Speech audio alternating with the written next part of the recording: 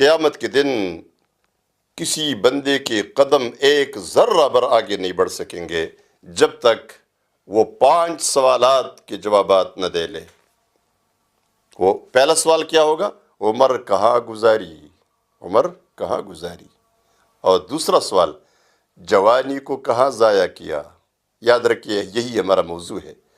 اور مال کہاں سے کمایا اور کہاں خرچ کیا، اور جو کچھ سیکھا تھا علم اس پر عمل کتنا کیا۔ اب دیکھیے یہ سب کچھ عمر میں سب کچھ شامل ہے، لیکن اس کا الگ سوال ہوتا ہے، پوچھا جاتا ہے وَعَنْ شَبَابِهِ فِيمَ أَبْلَاهُ، اور پھر سوال بھی اس طرح ہوتا ہے کہ یہ بتاؤ کہ جوانی کہاں ضائع کی، کس چیز میں ضائع کی تھی۔ یعنی عموماً جوانی ہم سے ضائع ہوتی ہے، اور یہ اس لیے ہے کہ یہ جوانی کا زمانہ یہ ایک بڑا اچھا اور پیارا زمانہ ہوتا ہے۔